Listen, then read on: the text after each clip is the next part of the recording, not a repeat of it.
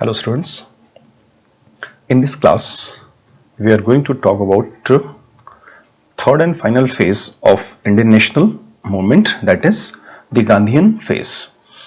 इस क्लास में, इस ऑनलाइन डिस्कशन में हम लोग गांधीवादी चरण या भारतीय राष्ट्रीय आंदोलन के तीसरे चरण के विषय में अध्ययन करने जा रहे हैं। भारतीय राष्ट्रीय आंदोलन के तीसरे एवं अंतिम चरण को गांधीवादी चरण भी कह दिया जाता है। यहां गांधीवादी चरण या गांधीयन फेज, देखिए गांधीयन फेज बोलने का मतलब यह होता है कि उस तीसरे चरण में महात्मा गांधी की रणनीति राष्ट्रीय आंदोलन में हावी रही, या महात्मा गांधी का लंबे समय तक तीसरे और अंतिम चरण में प्रभाव रहा, इसीलिए इस तीसरे और अंतिम चरण को गांधीवादी चरण भी कह दिया जाता है। ठीक है, और ये तीसरा चरण वास्तव में आप देखेंगे कि प्रथम और द्वितीय चरण का सम्मिश्रण था। ठीक है ना, यह मिला जुला रूप था। इसमें भारतीय राष्ट्रीय आंदोलन का नरमपंथी चरण और भारतीय राष्ट्रीय आंदोलन का गरमपंथी चरण, दोनों ही चरण परिलक्षित हुए और साथ ही साथ एक नई रणनीति का भी प्रादुर्भाव हुआ, जिसे गांधीवादी रणनीति की संज्ञा दी गई, क्योंकि महात्मा गांधी ने इस तीसरे चरण में दो चीजों पर, दो रणनीतियों पर सबसे ज्यादा जोर दिया, जिसमें एक था सत्याग्रह और दूसरा अहिंसा। अहिंसा पर महात्मा गांधी का बहुत अधिक जोर था और साथ ही साथ सत्याग्रह को लेकर के भी गांधी जी ने बहुत जोर दिया। तो अब देखेंगे कि इस चरण में महात्मा गांधी, अगर हम लोग पहले महात्मा गांधी को देखें तो महात्मा गांधी एक नरमपंथी राजनेता के तौर पर भी हमें दिखाई देते हैं। Mahatma Gandhi as a moderate leader and Mahatma Gandhi as an extremist leader, यानी कि एक नरमपंथी नेता के रूप में महात्मा गांधी और महात्मा गांधी एक गरमपंथी नेता के रूप में भी, या यूं कह लीजिए कि महात्मा गांधी गोपाल कृष्ण गोखले की भांति भी कार्य किए और महात्मा गांधी बाल गंगाधर तिलक और बिपिन चंद्र पाल की तरह भी कार्य किए।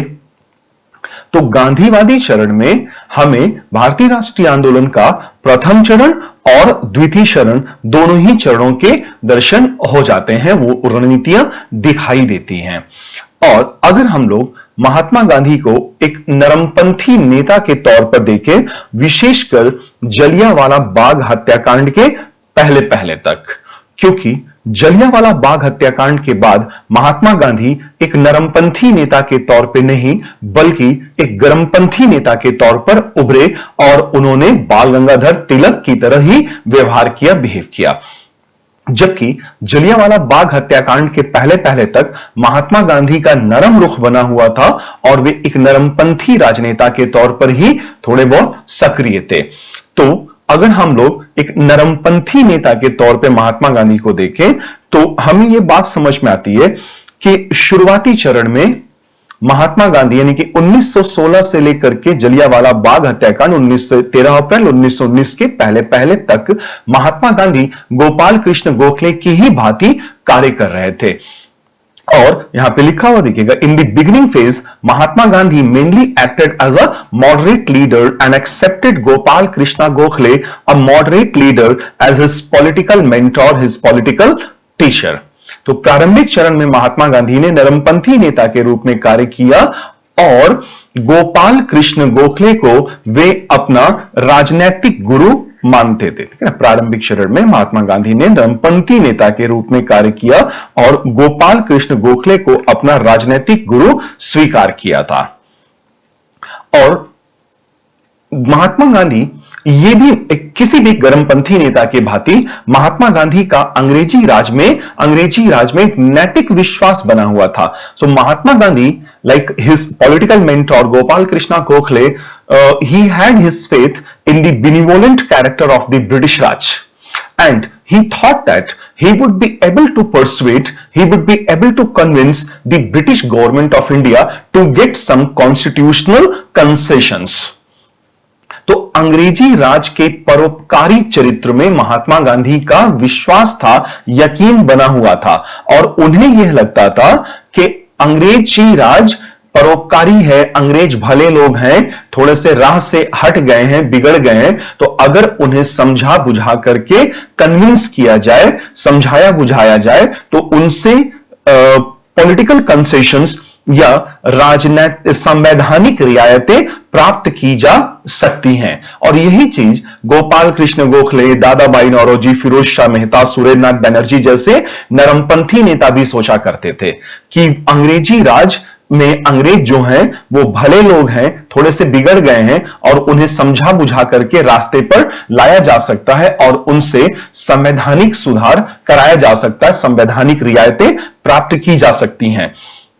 तो बिल्कुल वैसे ही नरमपंथी राजनेता के तौर पर महात्मा गांधी ने इस चरण में शुरुआती दौर में 1916 से 1919 के बीच में गोपाल कृष्ण गोखले जैसे राजनेता या फिरोज शाह मेहता, ठीक है ना, या किसी भी अन्य नरमपंथी राजनेता की ही भांति व्यवहार किया था। ठीक है, so he had, like any other moderate leader, his faith in the benevolent character of the British Raj, and he thought that he would be able to persuade, he would be able to convince the Britishers to get some constitutional concessions and also to introduce some reforms with the help of the British government of India. और जैसे कि नरमपंथी राजनेता भारतीय राष्ट्रीय आंदोलन के प्रारंभिक चरण में, प्रथम चरण में नरमपंथी नेता समाचार पत्रों में आर्टिकल्स लिखा करते थे और वॉइसरॉय और प्रांतीय गवर्नर्स के सम्मुख प्रार्थना पत्र प्रस्तुत किया करते थे, वैसे ही महात्मा गांधी ने भी किया। और चंपारण 1917 में उन्होंने, चंपारण बिहार 1917, जब वहां पे वो सत्याग्रह करने पहुंचे थे, तो उन्होंने वहां पर प्रार्थना पत्र भी प्रस्तुत किया था। तो वे नरमपंथी नेताओं की भांति समाचार पत्रों में लेख लिखते थे और वॉइसरॉय और गवर्नर्स के सम्मुख प्रार्थना पत्र प्रस्तुत किया करते थे, जैसे चंपारण सत्याग्रह 1917। ठीक है, तो he means Mahatma Gandhi, he wrote articles in his newspapers and presented petitions before the viceroy and the provincial governors, like he did there at Champaran, when he was busy in solving the problems of indigo cultivators of Champaran. And apart from that, Gandhi ji wanted to take the help of the British government of India to introduce social reforms.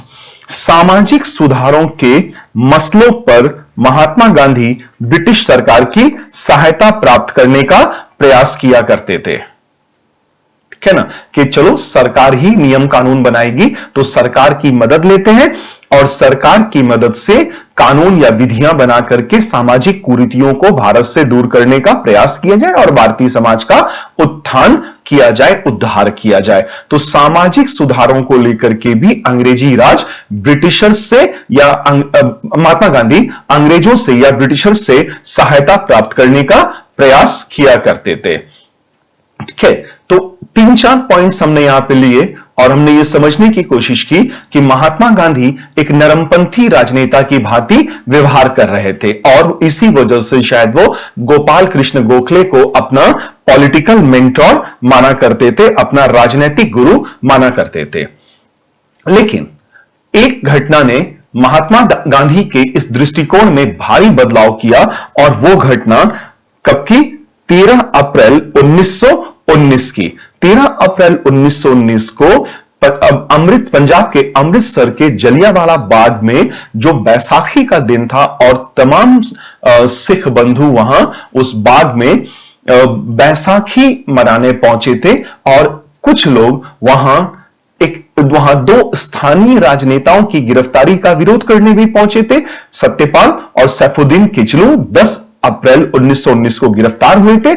उनकी गिरफ्तारी का विरोध करने के लिए भी कुछ लोग वहां पे एकत्रित हुए थे, सभा कर रहे थे। जबकि 13 अप्रैल का वो दिन तमाम लोग बैसाखी का त्योहार मनाने एकत्रित हुए थे और उसी वक्त चूंकि पंजाब में मार्शल लॉ लगा हुआ था, जबकि भोले भाले लोग, गांव के लोग इस तरह की किसी भी चीज से अवगत नहीं थे, और वहां ब्रिगेडियर जनरल डायर पहुंचता है अपनी सैन्य टुकड़ी के साथ और बिना चेतावनी के, बिना कुछ के सीधे वो फायर कर देने का आदेश देता है।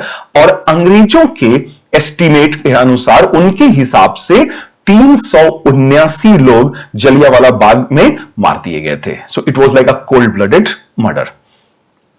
तो इस घटनाक्रम ने, इस हत्याकांड ने महात्मा गांधी समेत तमाम नेताओं को, लोगों को झकझोर करके रख दिया था और पूरी दुनिया हिल गई थी।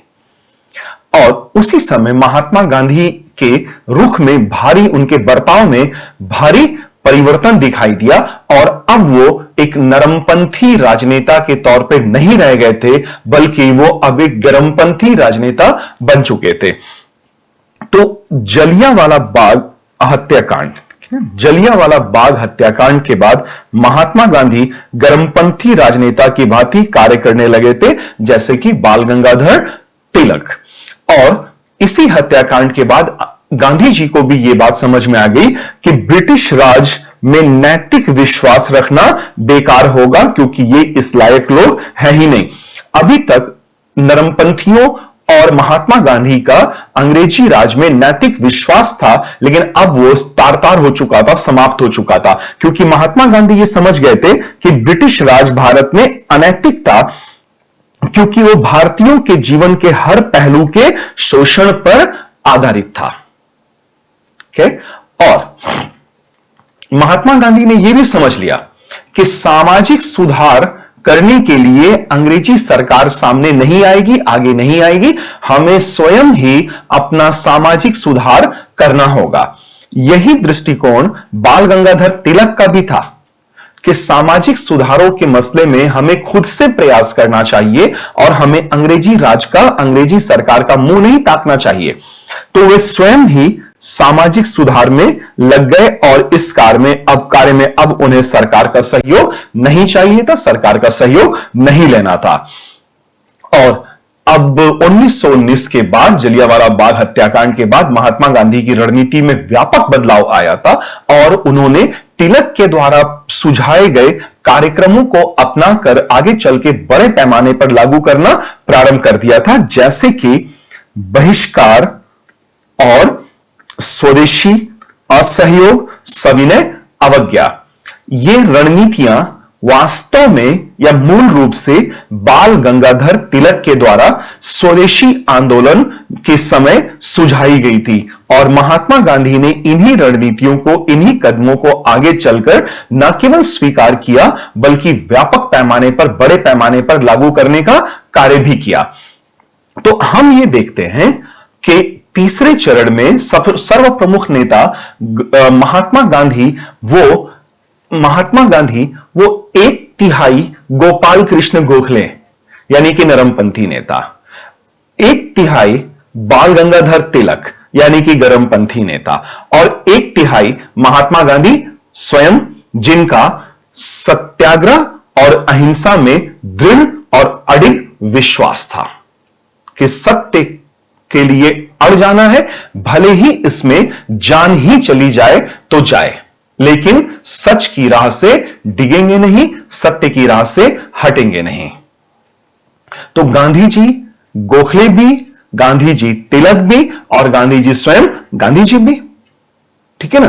तो गांधीवादी चरण में, मैंने आपसे इसीलिए बोला कि गांधीवादी चरण में, वास्तव में गांधीवादी चरण, ये इसमें तीनों चरण शामिल है मूल रूप से। इसमें नरमपंथी चरण भी, इसमें गर्मपंथी चरण भी, और इसमें गांधीवादी भी, ये गांधीवादी चरण भी। तो ये सम्मिलित रूप से जो तीसरा और अंतिम चरण रहा है भारतीय राष्ट्रीय आंदोलन का, यह सम्मिलित रूप से नरमपंथी, गर्मपंथी और गांधीवादी चरण रहा है, जिसमें महात्मा गांधी एक तरफ तो एक नरमपंथी राजनेता की भांति कार्य कर रहे थे, और जलियांवाला बाग हत्याकांड के बाद वो गर्मपंथी राजनेता के तौर पर कार्य करने लगे थे। और अगर हम लोग महात्मा गांधी के उभरने का राष्ट्रीय स्तर पर जो महात्मा गांधी बड़े राजनेता के तौर पर उभरे, उसके पृष्ठभूमि पर अगर हम लोग चर्चा करें, उसके बैकग्राउंड में जाएं, तो हम ये देखते हैं कि महात्मा गांधी के उभरने में बैकग्राउंड में एक बड़ी समस्या चल रही थी, और वो ये थी कि प्रथम विश्व युद्ध, ठीक है ना, प्रथम विश्व युद्ध अपने चरम सीमा पर था कि 1914 से लेकर के 1918 ये प्रथम विश्व युद्ध का काल था। और प्रथम विश्व युद्ध में एक पक्ष सेंट्रल पावर था और दूसरा पक्ष allied power. Central power was a quadruple alliance which included Germany, Austria, Turkey and Bulgaria, while allied power, that faction included Britain, France and Russia, and they fought a war, a great war called World War First from 1914 till 1918, and in this war Britain was a party and India, being a colony of Britain, was also a party alongside the Britishers, alongside Britain. India was also a party. तो भारत को भी प्रथम विश्व युद्ध में Britain ने अपनी तरफ से झोंक लिया था, और प्रथम विश्व युद्ध के कारण भारत पर जबरदस्त असर पड़ा था, नकारात्मक असर पड़ा था, क्योंकि संसाधनों को युद्ध में मोड़ दिया गया था और आम जनता त्राहिमाम कर रही थी, और महंगाई अपने चरम सीमा पर थी, महंगाई आसमान छू रही थी, रेट ऑफ इन्फ्लेशन बहुत ज्यादा हो चुका था because of diversion of resources, और दैनिक जनजीवन के सामान भी बड़ी मुश्किल से उपलब्ध हो पा रहे थे। तो प्रथम विश्व युद्ध के कारण जो महंगाई का स्तर था बहुत ज्यादा था, जिसके कारण आम जनजीवन पर बुरा असर पड़ा था। तो प्रथम विश्व युद्ध के नकारात्मक परिणाम पृष्ठभूमि में कार्य कर रहे थे, और इसी बीच हम ये भी देखते हैं कि भारतीयों में राजनीतिक जागरूकता का काफी हद तक प्रसार हो चुका था, और अब भारतीय यह समझने लगे थे कि अंग्रेजी सरकार उनके भले का कार्य नहीं कर रही थी, अंग्रेज उनके भले के लिए भारत में नहीं आए थे, बल्कि शोषण करने के लिए भारत में थे, और अंग्रेजी राज भारत में भारतीयों के जीवन के हर पहलू के शोषण पर आधारित था। और इसी बीच कांग्रेस की गतिविधियां भी लगातार बढ़ती जा रही थी, increasing political activities of the Congress. So negative consequences of world war first, spread of political awareness, increasing activities of the Congress and works done by the home rule league movement. Home rule league आंदोलन जो चला था 1916 से 1918 के मध्य, और home rule league आंदोलन बाल गंगाधर तिलक के नेतृत्व में और श्रीमती एनी बेसेंट के नेतृत्व में चला, और इन राजनेताओं ने 2-2.5 साल के उस कार्यकाल में जबरदस्त राजनीतिक जागरूकता का प्रचार और प्रसार कर दिया था, और कार्यकर्ताओं की एक पूरी फौज तैयार कर दी थी। तो यहां हम क्या देखते हैं कि कार्यकर्ताओं की एक पूरी फौज, एक पूरी बटालियन तैयार थी, क्योंकि बाल गंगाधर तिलक और एनी बेसेंट ने राजनीतिक रूप से भारतीयों को बड़ी संख्या में जागरूक कर दिया था, वॉलंटियर्स तैयार कर दिया था। और जब महात्मा गांधी अखिल भारतीय स्तर पर सक्रिय हुए, तो कार्यकर्ताओं का हुजूम पहले से तैयार था। तो महात्मा गांधी के लिए प्लेटफॉर्म और महात्मा गांधी के लिए कार्यकर्ताओं की पूरी फौज तैयार कर दी थी होम रूल लीग आंदोलन ने। और इसी प्लेटफॉर्म पर, होम रूल लीग आंदोलन के द्वारा दिए गए प्लेटफॉर्म पर महात्मा गांधी राष्ट्रीय स्तर पर उभरे, और एक राष्ट्रीय राजनेता के तौर पर उनकी पहचान बनी।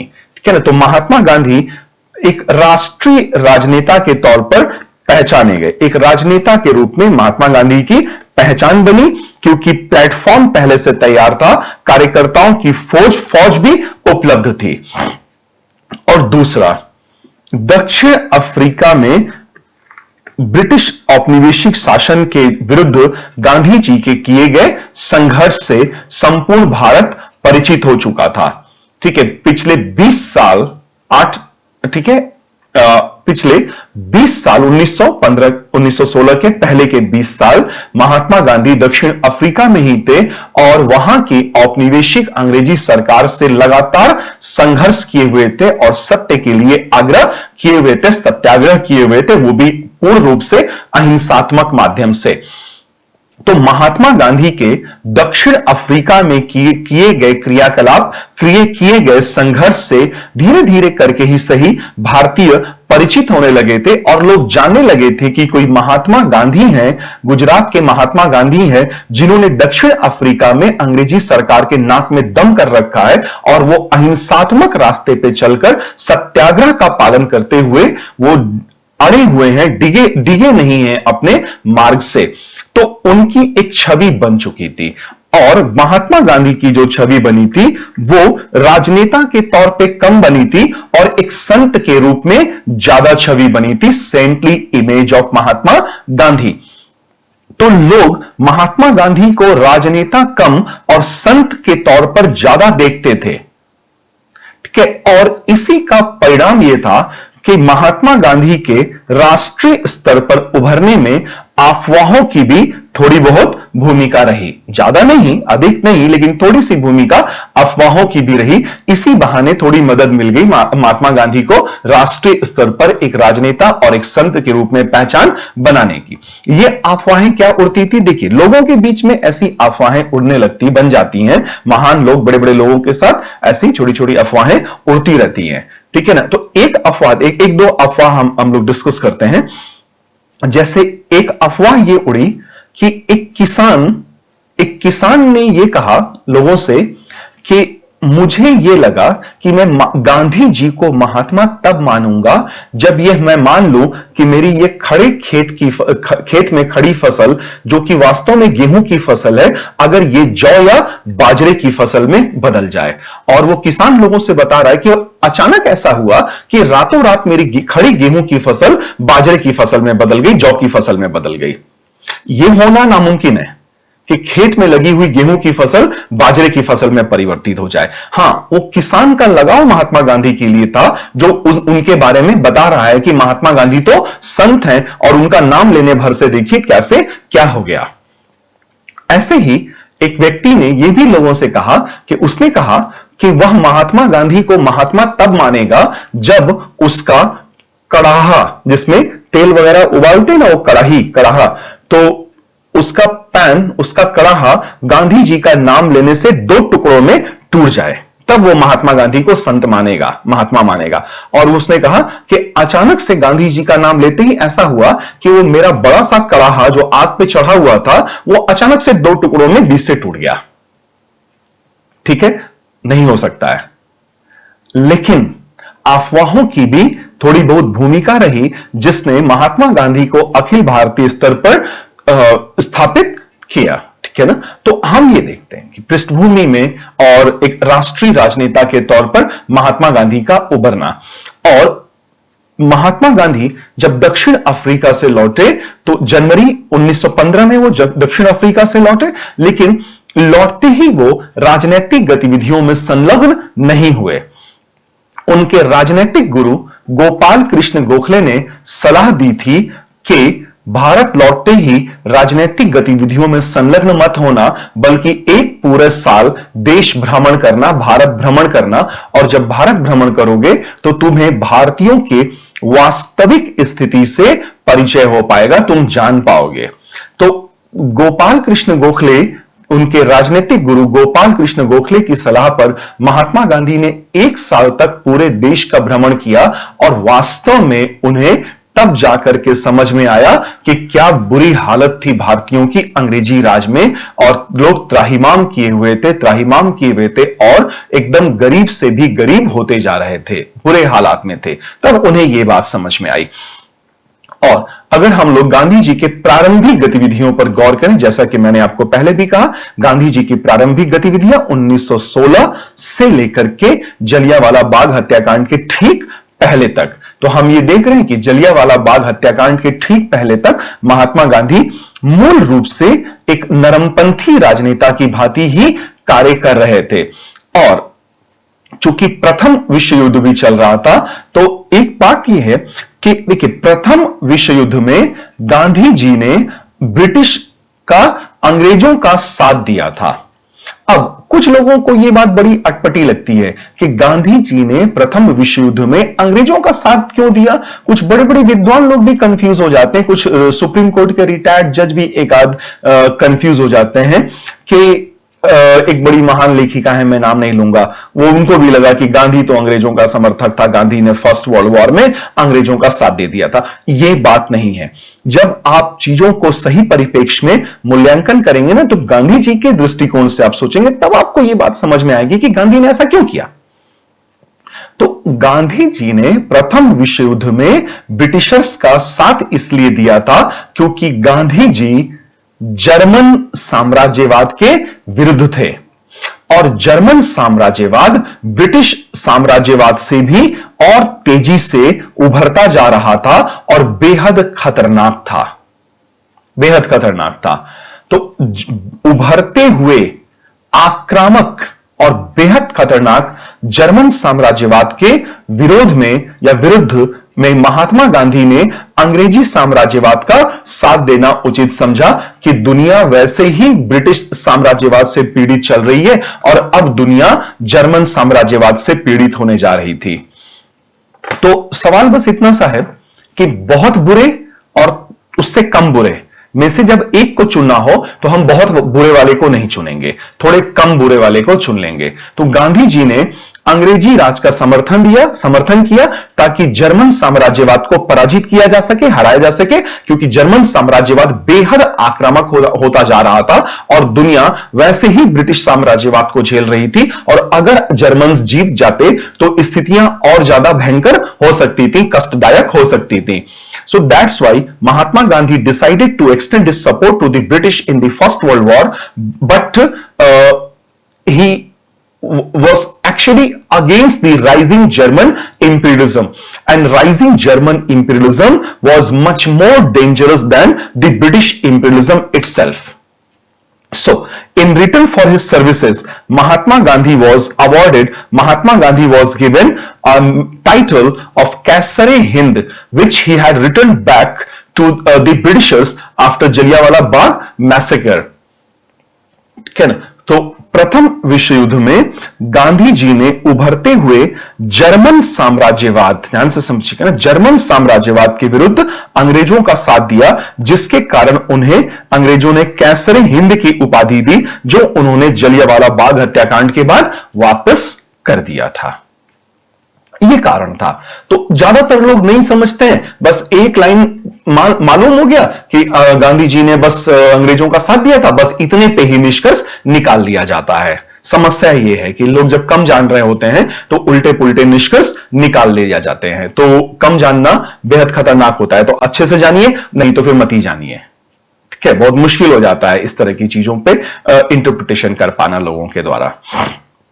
अब अगली बात ये देखिए कि गांधी जी ने शुरुआती दौर में अंग्रेजों का साथ दिया, लेकिन जैसा कि मैंने कहा जर्मन साम्राज्यवाद के विरुद्ध। लेकिन उसी समय महात्मा गांधी भारतीयों के समस्याओं को भी सुलझाने में लगे हुए थे और उन्होंने कुछ राजनीतिक गतिविधियां भी की। So he was also in favor of Indians, and he wanted to solve the problems of Indian peasantry class and Indian working class. But these activities of Mahatma Gandhi were not directed against the British government of India. जो प्रारंभ में महात्मा गांधी ने भारतीयों के पक्ष में क्रियाकलाप किए, आंदोलन किया, परंतु शुरुआती दौर के उनके किए गए आंदोलन वो भारतीयों के पक्ष में अवश्य थे, परंतु ब्रिटिश सरकार के विरोध में नहीं थे। जलियांवाला बाग हत्याकांड के पहले पहले तक उन्होंने तीन आंदोलन की, तीन राजनीतिक गतिविधियां की, लेकिन ध्यान रखिएगा ये ब्रिटिश सरकार के विरोध में नहीं थी, बस समस्याओं का समाधान करना चाहते थे महात्मा गांधी। एक चंपारण में, दूसरा अहमदाबाद और तीसरा खेड़ा। ये प्रारंभिक गतिविधियां महात्मा गांधी की जो भारतीयों के पक्ष में रही हैं, लेकिन अंग्रेजों के सीधे विरोध में नहीं रही हैं। और अगर हम लोग गांधी जी के इन प्रारंभिक गतिविधियों पर गौर करें, जैसे कि चंपारण, ठीक है ना। चंपारण में महात्मा गांधी ने सत्याग्रह किया, इसीलिए इसको चंपारण सत्याग्रह बोला जाता है। और यह भी कहा जाता है कि चंपारण सत्याग्रह ही यह वह सत्याग्रह था जिसने महात्मा गांधी को संपूर्ण भारत में पहचान दिलाई थी। और इसी सत्याग्रह से लोग जानने लगे थे, उत्तर से लेकर के दक्षिण, पूरब से लेकर के पश्चिम तक, कि मोहनदास करमचंद गांधी या महात्मा गांधी ने यह सत्याग्रह किया है और वो एक अखिल भारतीय राजनेता के तौर पर अपनी पहचान बना पाए। चंपारण सत्याग्रह 1917। अब देखिए चंपारण सत्याग्रह ये क्या है, क्या मतलब हुआ चंपारण सत्याग्रह का। चंपारण बिहार, ठीक है ना, चंपारण बिहार। और यहां पे समस्या देखिए, यूरोपियन प्लांटर्स थे, यूरोपियन प्लांटर्स, या यूं कह लीजिए कि यूरोपीय बागान मालिक, यूरोपीय बागान मालिक थे। और यूरोपियन प्लांटर्स ने चंपारण के कल्टीवेटर्स से, ठीक है, विशेषकर इंडिगो कल्टीवेटर्स से, यानी कि नील की खेती करने वाले किसान, ठीक है, इंडिगो कल्टीवेटर्स या कल्टीवेटर्स जिनसे यूरोपियन प्लांटर्स ने, चंपारण में यूरोपियन प्लांटर्स ने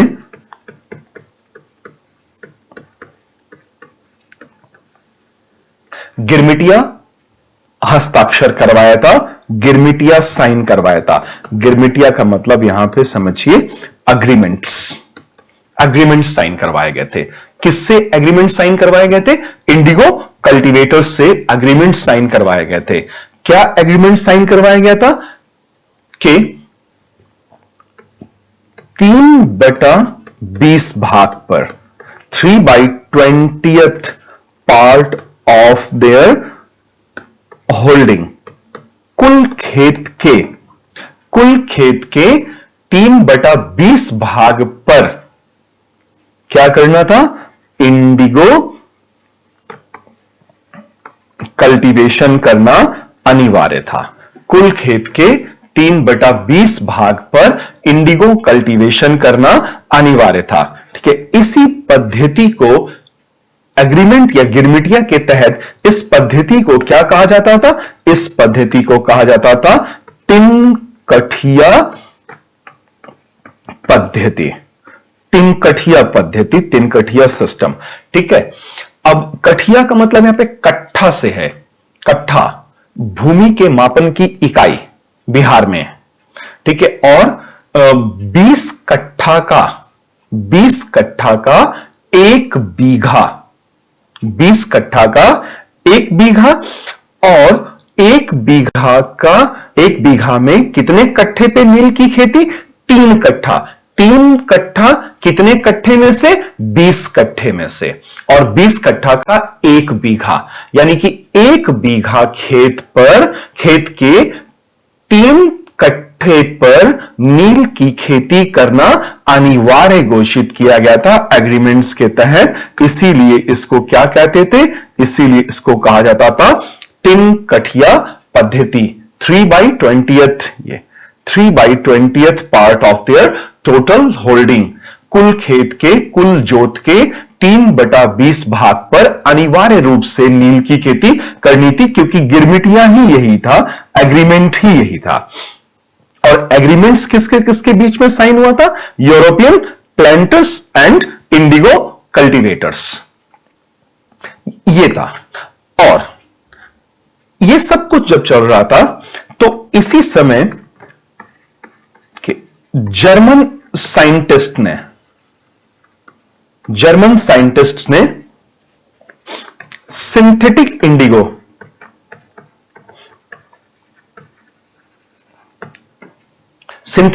बना दिया, ठीक है। और ये इंडिगो कहां जाता था?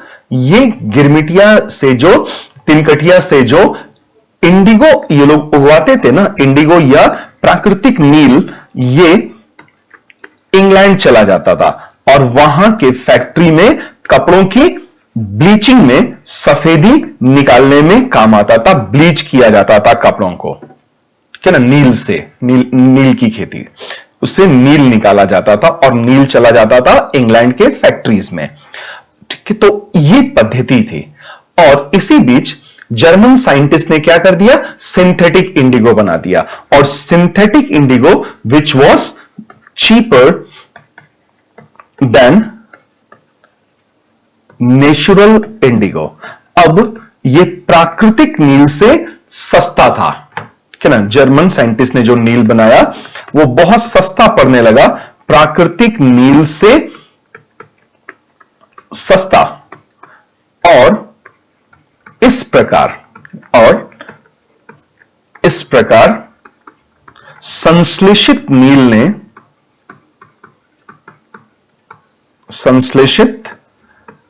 ने प्राकृतिक नील को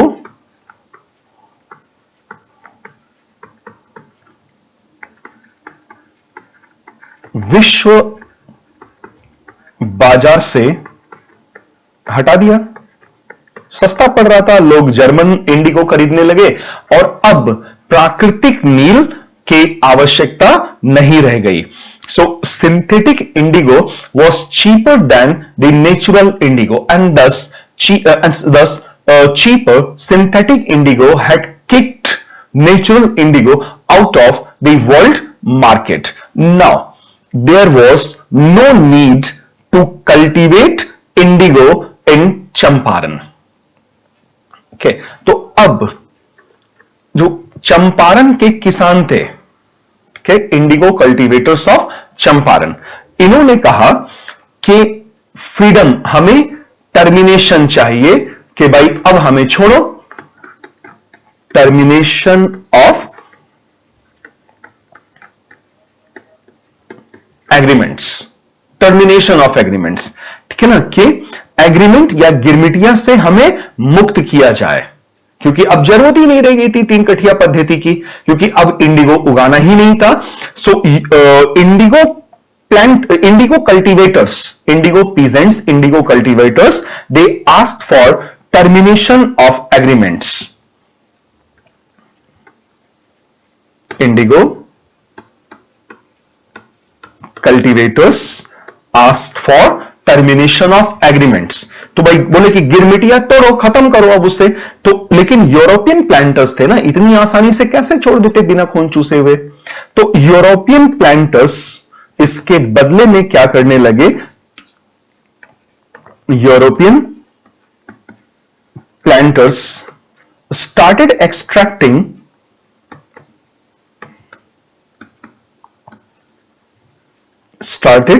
extracting illegal dues,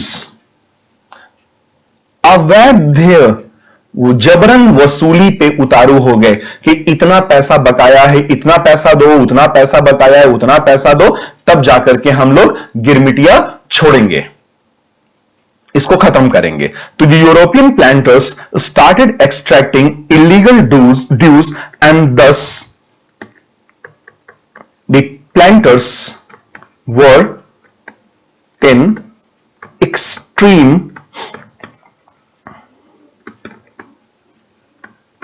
difficulties and the planters were in extreme difficulties। एक तो वैसे ही मार, शोषण, ऊपर से जबरन अवैध वसूली कि भाई हम एग्रीमेंट तोड़ेंगे, इसके एवज में हमें इतना पैसा चाहिए, उतना बकाया है, इतना बकाया है, झूठ मूठ का ढेर सारा बकाया गिना दिया जाता था। तो अब यह समस्या थी, ठीक है, और इस समस्या का समाधान कैसे निकाला जाए। तो चंपारण के एक लोकल लीडर थे जिनका नाम था राजकुमार शुक्ला।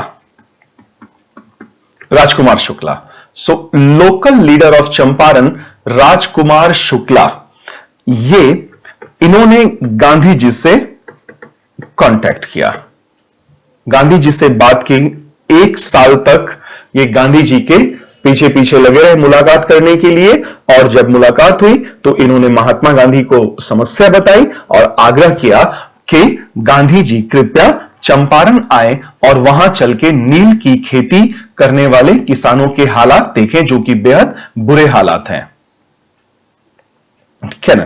तो ये तो समझ में आ गया, राजकुमार शुक्ला ने जो बातें महात्मा गांधी को कही, ये बात समझ में आ गई। ठीक है, तो महात्मा गांधी इस बात के लिए तैयार हो गए।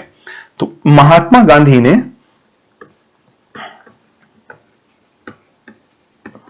यह निर्णय लिया कि वो चंपारण जाएंगे, reached Champaran. So when he reached there, when he reached at Champaran, he was assisted by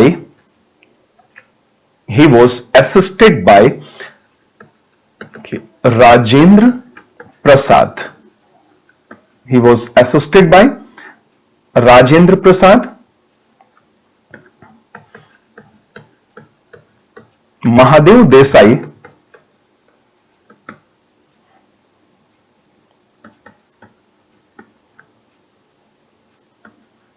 Narhari Parekh, Mahadev Desai, Narhari Parekh,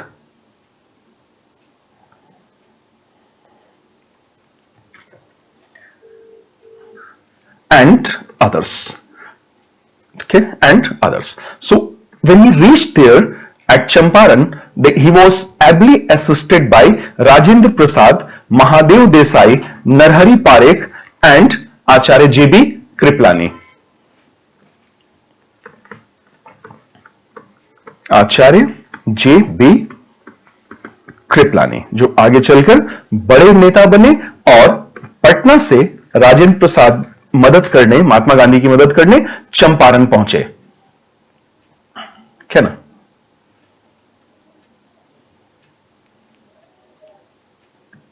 ये लोग, और इन लोगों की मदद से महात्मा गांधी ने उस पूरे प्रकरण की जांच की, खुद से जांच की। उन्होंने सीधे पहले राजकुमार शुक्ला की बात नहीं मानी। तो राजकुमार शुक्ला ने उन्हें इनवाइट किया था, तो गांधी जी पहुंचे, लेकिन उन्होंने सीधे भरोसा नहीं किया, क्योंकि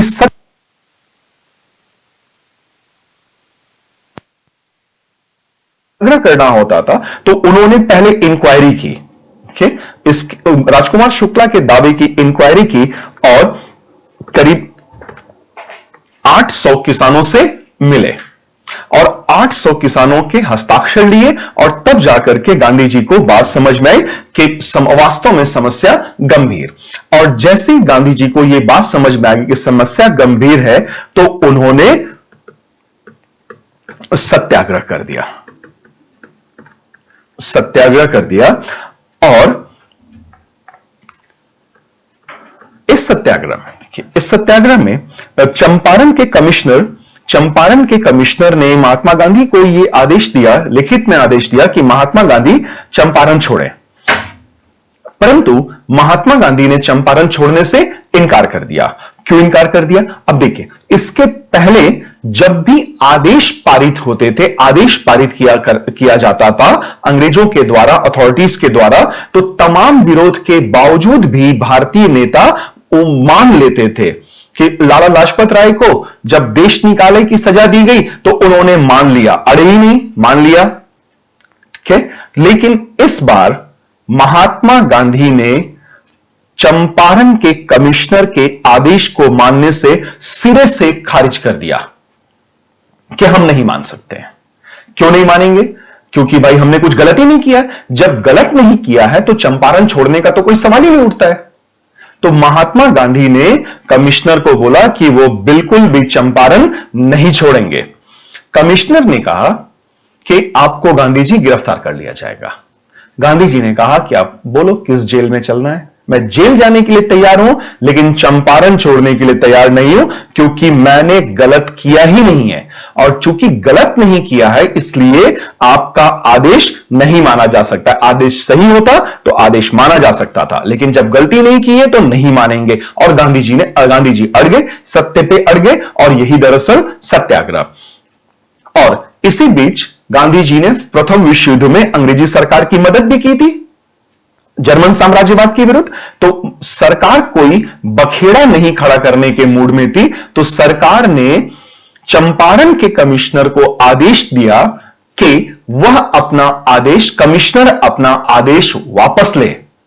और कमिश्नर रैंक के बड़े अधिकारी को उस जमाने में गांधी जी के विरोध में दिया गया जो आदेश था वो वापस लेना पड़ गया, और ये उसके गाल पे जोरदार तमाचा था कमिश्नर के, कि क्योंकि इतने बड़े अधिकारी को अपना आदेश वापस लेना पड़ा था, और यह संभवतः उस समय के राष्ट्रवादी राजनीति में, भारतीय राजनीति में पहली बार हुआ था। इसी बात को सत्याग्रह कहा जाता है कि हम जब गलत नहीं है, हमने जब झूठ नहीं किया है, गलत नहीं किया है, तो हमें पीछे हटने का कोई मतलब नहीं है। तो गांधी जी जेल जाने के लिए तैयार हो गए, लेकिन पीछे हटने के लिए तैयार नहीं थे। तो फिर इसी बीच हुआ क्या कि देखिए, जब सत्याग्रह हुआ और कमिश्नर को अपना आदेश वापस लेना पड़ा, तो गवर्नमेंट ऑफ इंडिया ने क्या किया कि एक इंक्वायरी कमीशन बनाया कि पूरे प्रकरण की जांच की जाए। सरकार ने जांच करा दी, इंक्वायरी कमीशन बनाया। और मजे की बात यह कि उस इंक्वायरी कमीशन में महात्मा गांधी को भी एक सदस्य भी बनाया गया, ठीक है ना, and appointed Gandhi ji as one of its member. तो जांच आयोग में महात्मा गांधी को एक सदस्य के तौर पर भी नामित किया गया। और अब चूंकि महात्मा गांधी स्वयं जांच आयोग के एक सदस्य थे और उनके पास सैकड़ों किसानों के हस्ताक्षर थे, सब कुछ वो समझ सके थे, और उन्होंने जांच आयोग को यह कन्विंस कर दिया कि तिनकठिया पद्धति समाप्त होनी ही चाहिए। तो इवेंचुअली तिनकठिया पद्धति, तिनकठिया सिस्टम वॉज अबॉलिश्ड, ठीक है, अबॉलिश्ड। और एक तो यह हुआ, दूसरा काम यह भी हुआ कि यूरोपियन प्लांटर्स ने जो मनमाना वसूली की थी इंडिगो कल्टीवेटर्स से, वो मनमाना वसूली वापस करेंगे। तो बातचीत पर यह तय हुआ कि वो अवैध वसूली का 25% वापस करेंगे, और गांधी जी इस बात के लिए तैयार हो गए। 100% पे क्यों नहीं मांग रखी गांधी जी ने? गांधी जी ने यह कहा कि 25% भी उन्होंने वापस किया तो कम से कम यह माना तो कि उन्होंने गलती की थी, और गलती करने वाले को मनवा देना कि उसने गलती की थी, यह भी सत्याग्रह का एक पार्ट है। सत्याग्रह में बदला लेने का भाव नहीं होता है, सत्याग्रह में बदला लेने का भाव नहीं होता है, दुश्मन का या गलत व्यक्ति का मन बदलने का भाव होता है। मन बदलना है कि वो मैले मन का आदमी है, उसको सच्चे मन का आदमी बनाना है। तो यूरोपियन प्लांटर्स ने ये एक्सेप्ट कर लिया था, ये स्वीकार कर लिया था कि उन्होंने बड़ी गलती की थी, और वो मनमाना वसूली का 25% वापस देने पर तैयार थे। गांधी जी ने कहा कि ये उनके मुंह पे जोरदार तमाचा है, क्योंकि कम से कम उन्होंने माना कि उन्होंने गलती की थी। So, Gandhiji agreed that the planters refund 25% of the money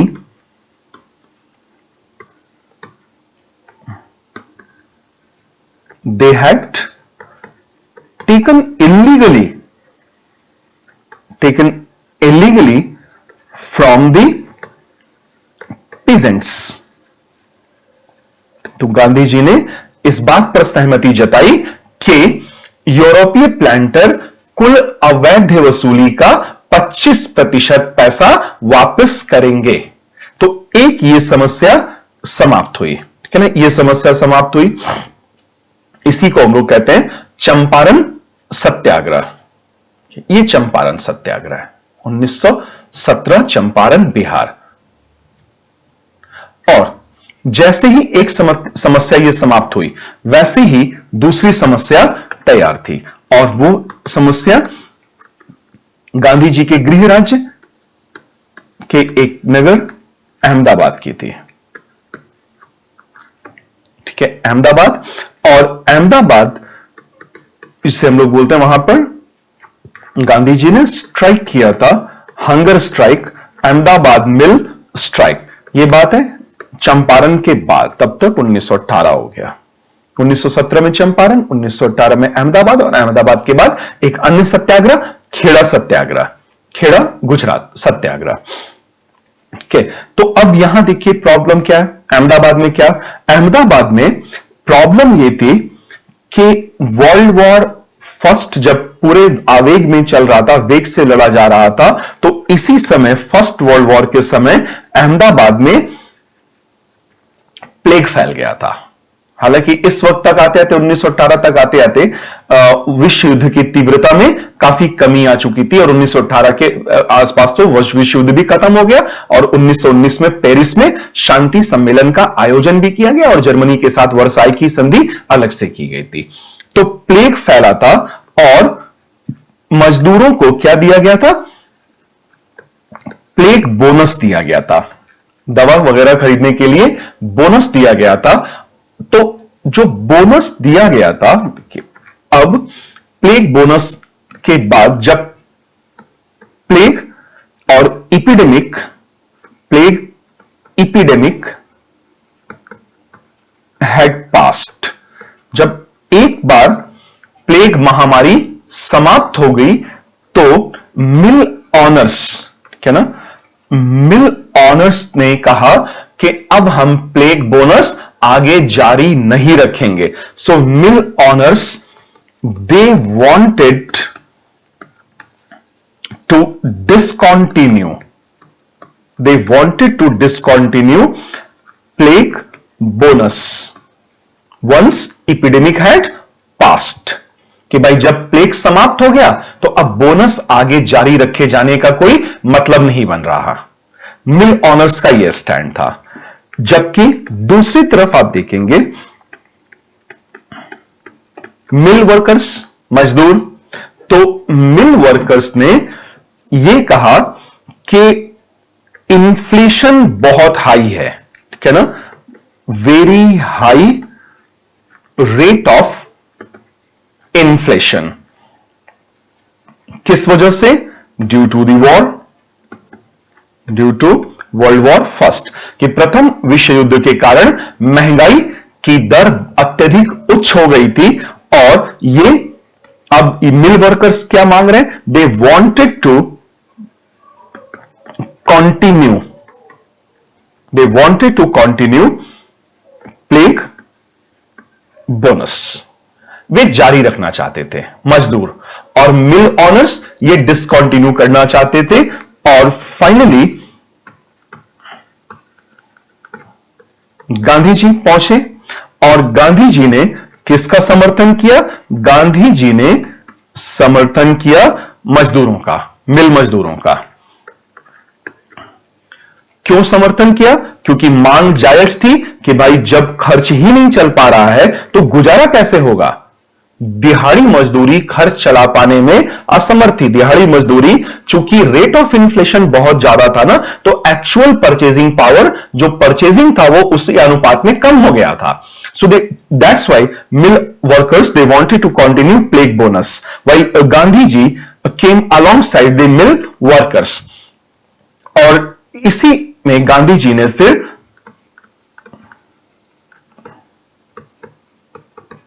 hunger strike कर दिया, भूख हड़ताल कर दी।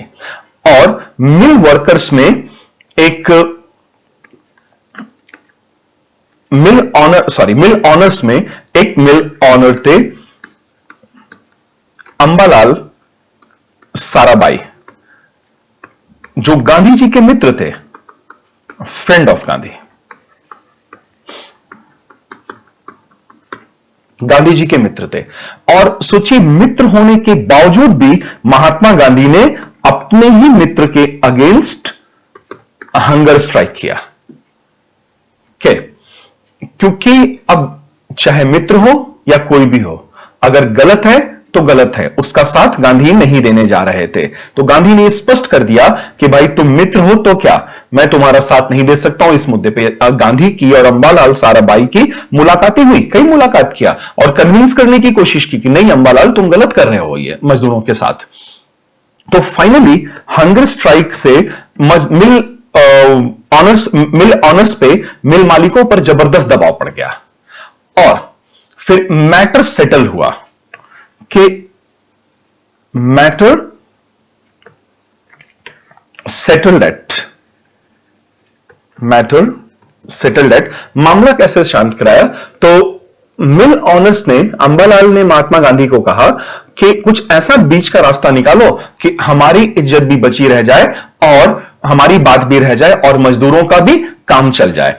तो गांधी जी ने यह बताया, यह सुझाया कि ठीक है आप लोग डिसकंटिन्यू कर दो, discontinuation of plague bonus, discontinuation of plague bonus, कि प्लेग बोनस को स्थगित कर दो, आगे मत दो। लेकिन इसके बदले में गांधी जी किस बात पर सहमत हुए कि दिहाड़ी मजदूरी बढ़ाओ और अंततः दिहाड़ी मजदूरी, पहले तो 22-22.5% की बढ़ोतरी तय हुई लेकिन गांधी जी नहीं माने। तो finally matter settled at 35% increase in daily wages of the workers, कि मजदूरों की दिहाड़ी मजदूरी में 35% की बढ़ोतरी हुई ताकि महंगाई में वो किसी तरह से अपना गुजारा कम से कम कर सके। और दूसरी तरफ प्लेग बोनस को भी डिसकंटिन्यू कर दिया गया। तो इस मुद्दे का गांधी जी ने बड़े अच्छे से समाधान किया कि इस तरह से कि मिल ऑनर्स की भी बात रह जाए और मिल वर्कर्स का भी काम हो जाए। तो इसी को कहते हैं अहमदाबाद मिल हंगर स्ट्राइक। ये आप देख रहे हैं कि ये चंपारण में गांधी जी के द्वारा की गई गतिविधियां हो या फिर अहमदाबाद में, इसमें सरकार के अगेंस्ट में, सरकार के विरोध में गांधी जी प्रत्यक्ष अप्रत्यक्ष रूप से नहीं दिखाई दे रहे हैं। और तीसरी समस्या आई खेड़ा गुजरात में। फिर से गांधी जी का होम स्टेट खेड़ा गुजरात। खेड़ा गुजरात में किसानों की समस्या थी इस बार, जैसे चंपारण में थी पीजेंट्स। सो पीजेंट्स, अब देखिए खेड़ा के किसान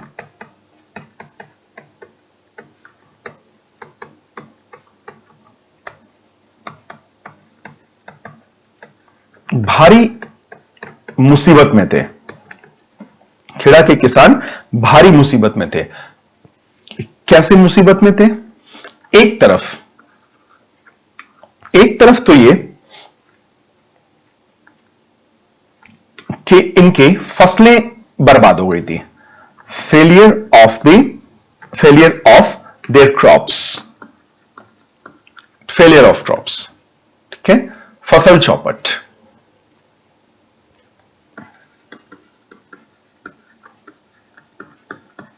फसल चौपट हुई और अब ये लगान नहीं दे सकते थे खेड़ा के किसान, अब लगान चुका पाने के स्थिति में बिल्कुल भी नहीं थे। तो लेकिन इसके बावजूद भी सरकार जबरन लगान वसूली पर आमादा थी, ठीक है। यद्यपि कि खेड़ा के किसान चूंकि उपज 25%, सामान्य के 25% से भी कम हो गई थी, इसलिए खेड़ा के किसान इन्हें छूट मिलनी थी, ऐसा रेवेन्यू कोड में लिखा हुआ था, राजस्व संहिता में ही लिखा हुआ था कि अगर उपज सामान्य के 25% से कम रह जाएगी तो लगान माफी दी जाएगी। लेकिन लगान माफी दे ही नहीं रहते, वो सिर्फ लिखा हुआ था ऐसा, ठीक है ना। सो दूसरी प्रॉब्लम क्या? There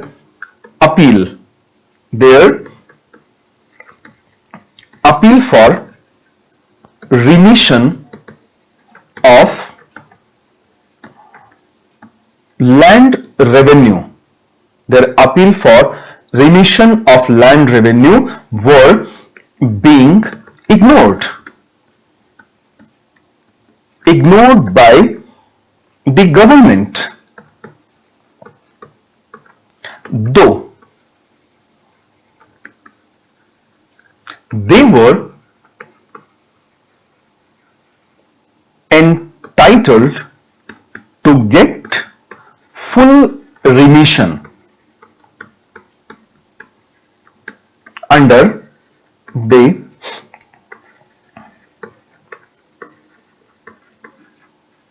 land revenue code. ठीक है ना। तो फसल चौपट और दूसरी समस्या ये कि किसानों को लगान माफी नहीं मिल रही थी, किसानों को कोई लगान माफी नहीं मिली, यद्यपि कि राजस्व संहिता के अनुसार, राजस्व संहिता के अनुसार उन्हें पूर्ण लगान माफी, पूर्ण लगान माफी मिलनी चाहिए थी, मिलनी चाहिए थी। ऐसा खुद अंग्रेजों ने ही लिखा हुआ था रेवेन्यू कोड में, ब्रिटिश गवर्नमेंट ऑफ इंडिया के रेवेन्यू कोड में लिखा हुआ था कि अगर सामान्य उपज के 25% से कम रह जाए उपज उस वर्ष, तो राजस्व संहिता के अनुसार लगान, पूर्ण लगान माफी मिलेगी। लेकिन वो जबरन लगान वसूली पे आमादा थे। ओके, तो ये समस्या थी। और जब गांधी जी को यह पता चला तो उन्होंने सत्याग्रह कर दिया कि सत्य के लिए अड़ जाना, सत्याग्रह किया। और गांधी जी का सत्याग्रह और दखलंदाजी, इंटरवेंशन, ठीक है, तो बोला जाता है कि government passed a secret resolution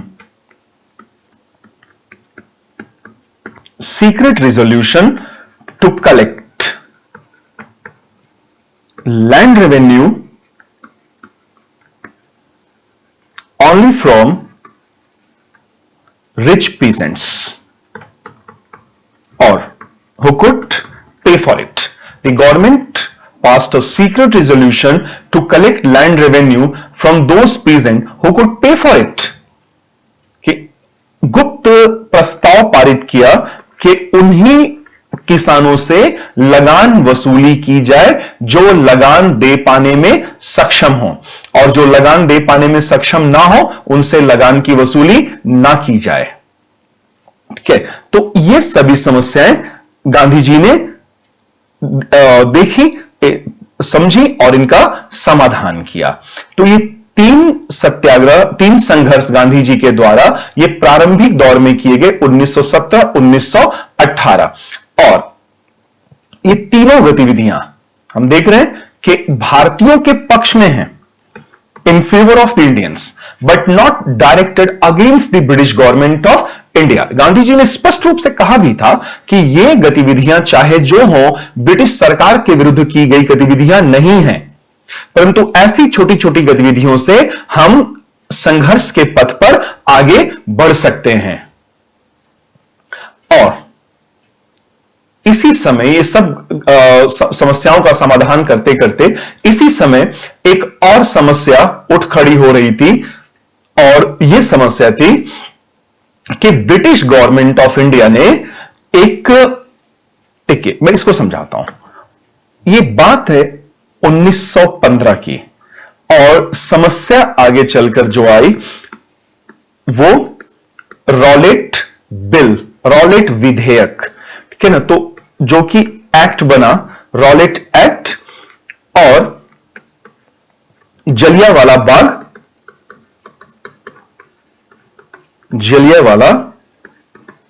बाग हत्याकांड। इस पूरे कड़ी को हमें समझना होगा कि रॉलेट बिल जो कि विधेयक के तौर पे आया और अधिनियम बना, और उसी से संबंधित रहा जलियांवाला बाग हत्याकांड। 13 अप्रैल 1919। तो शुरुआत हो रही है 1915, कड़ी इसकी थोड़ी पहले जाती है, 1915 तक जाती है। 1915 में ब्रिटिश गवर्नमेंट ऑफ इंडिया ने पारित किया था डिफेंस ऑफ इंडिया एक्ट, ठीक है ना, डिफेंस ऑफ इंडिया एक्ट, तो ये डिफेंस ऑफ इंडिया एक्ट क्या था? भारत सुरक्षा अधिनियम। ठीक है ना? इसमें था कि detention without trial and judicial review, ठीक है, for detention without trial and judicial review for an indefinite period of time, कि भारत सुरक्षा अधिनियम में बिना अपील के किसी को भी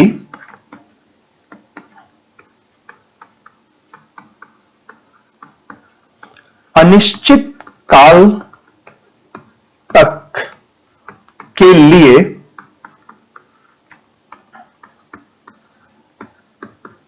गिरफ्तार किया जा सकता था, बिना अपील, बिना वकील और बिना इस तरह के दलील वगैरह के।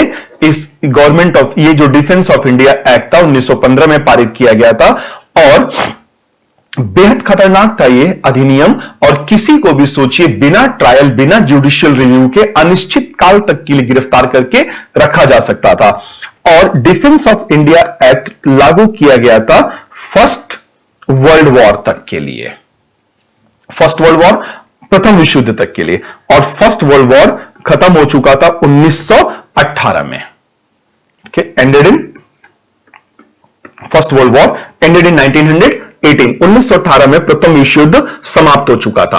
और जैसे ही प्रथम विश्व युद्ध समाप्त हुआ, अब डिफेंस ऑफ इंडिया एक्ट की यूटिलिटी नहीं रह गई, इसकी उपयोगिता नहीं रह गई थी, क्योंकि ये प्रथम विश्व युद्ध तक के लिए लागू ही किया गया था अधिनियम। अब प्रथम विश्व युद्ध समाप्त हो चुका था, तो इसी डिफेंस ऑफ इंडिया एक्ट को, इसको रिव्यू करने के लिए कि क्या किया जाए आगे, ठीक है ना, तो इसका रिव्यू करना था। और रिव्यू करने के लिए कि क्या इसे आगे जारी रखा जाए या इसे समाप्त कर दिया जाए, तो एक कमेटी बनाई गई थी और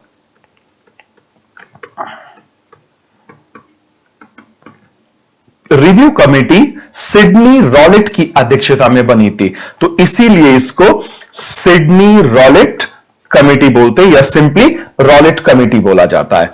और रॉलेट कमेटी ने बोला कि बिल्स लाया जाए, 2 विधेयक लाए जाए और 2 विधेयक ला करके कंटिन्यू कर दिया जाए। Continuation of defence of India act 1915 कि 1915 का भारत सुरक्षा अधिनियम, जिसके अंतर्गत यह था कि किसी को भी गिरफ्तार करके अनिश्चित काल तक के लिए रखा जा सकता था बिना अपील, बिना वकील और जुडिशियल रिव्यू के। तो बोला गया, सिडनी रॉलेट कमेटी ने रिकमेंडेशन दिया कि विधेयक लाया जाए केंद्रीय विधानसभा में, केंद्रीय विधायिका में। और इसीलिए इन 2 विधेयकों को क्या बोलते हैं? रॉलेट विधेयक या Rowlatt bills. Rowlatt bills. 2 bills were going to be introduced into the central legislature by the British government of India. और बिल को अंततः पास कर दिया गया। और जब विधेयक पारित हुआ केंद्रीय विधायिका से, वायसरॉय ने उस पर हस्ताक्षर किए और वो बन गया रॉलेट एक्ट। और ये बात है मार्च 1919 की, रॉलेट एक्ट बन गया था। और इसी रॉलेट एक्ट को गांधी जी ने बोला कि ये ब्लैक एक्ट है, काला कानून है, काला कानून, क्योंकि बिना अपील, बिना जुडिशियल रिव्यू के अनिश्चित काल के लिए किसी की भी गिरफ्तारी करके जेल में ठूसा जा सकता था, तो ब्लैक एक्ट। और इसी को मोतीलाल नेहरू ने कहा कि बिना अपील, बिना वकील और बिना दलील वाला कानून के रॉलेट एक्ट। तो अब इसी रॉलेट एक्ट से आगे जब आप बढ़ेंगे तो इसके विरोध में देखिए 6 अप्रैल 1919 को अखिल भारतीय स्तर पर हड़ताल का आयोजन किया गया था। नेशन वाइड स्ट्राइक्स, पूरे समूचे देश में हड़ताल का आयोजन कराया गया।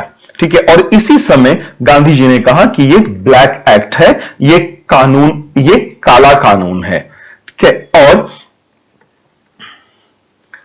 10 अप्रैल 1919 को पंजाब के दो स्थानीय नेता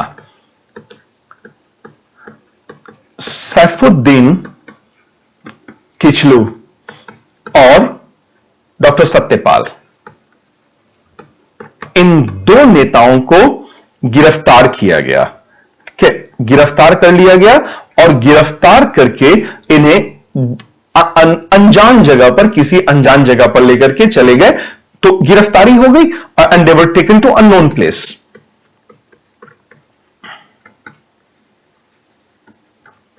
टेकन टू अननोन प्लेस, यह समस्या आई। ठीक है, तो अब इस बात, ये कब की बात है देखिए, पूरा घटनाक्रम समझिएगा तब जलियांवाला बाग से इसके लिंक्स जोड़ेंगे। रॉलेट कमेटी, दो विधेयक, फिर विधेयक ये केंद्रीय विधायिका में प्रस्तुत किए गए, सेंट्रल लेजिस्लेचर में, केंद्रीय विधायिका में, सेंट्रल लेजिस्लेचर, और जब वहां से पास हुए, वायसराय ने दस्तखत किया तो ये बन गए रॉलेट एक्ट। ठीक है ना, रॉलेट अधिनियम। और 6 अप्रैल को गांधी जी के नेतृत्व में अखिल भारतीय स्तर पर हड़ताल का आयोजन किया गया, जबकि 10 अप्रैल को पंजाब के दो नेता सैफुद्दीन किचलू और डॉक्टर सत्यपाल को इसी रॉलेट एक्ट के तहत गिरफ्तार कर लिया गया और अनजान जगह पर लेके चले गए। अब 13 अप्रैल का दिन देखिए, 13 अप्रैल 1919 के स्थल जलियांवाला बाग, अमृतसर, दो घटनाएं एक साथ चल रही थी। कुछ लोग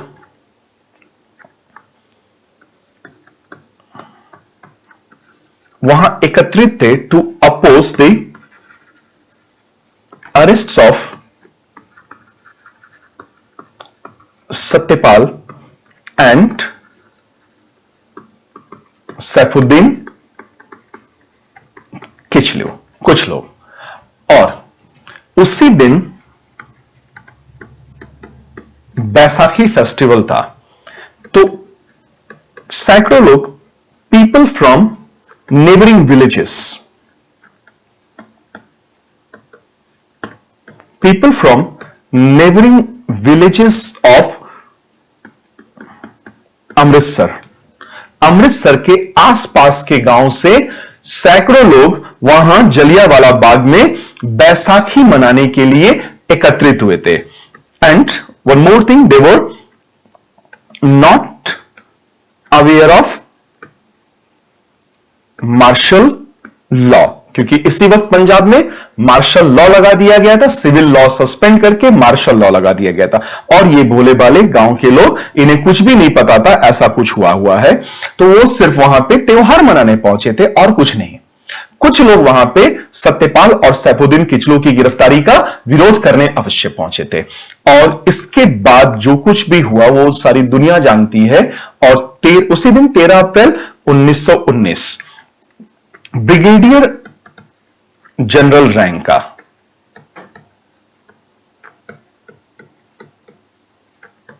एक मिलिट्री ऑफिशियल डायर, इसने फायर करवा दिया और उस हत्याकांड में 379 पीपल, 379 लोग they were shot dead.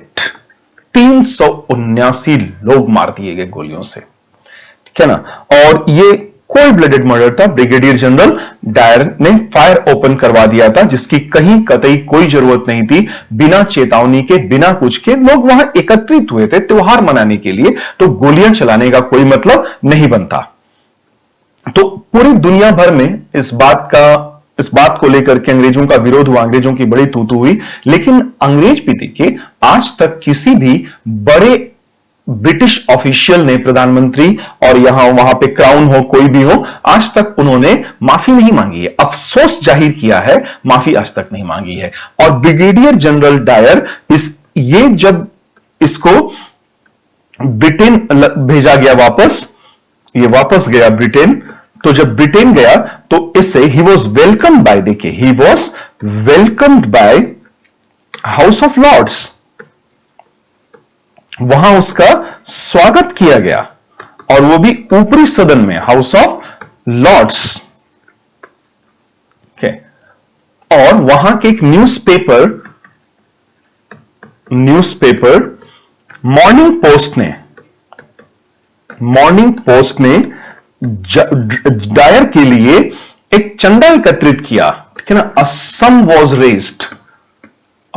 Was raised for Brigadier General Dyer.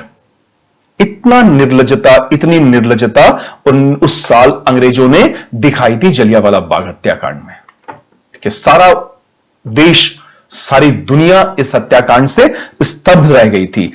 और यही कारण था, मूल रूप से यही कारण था कि महात्मा गांधी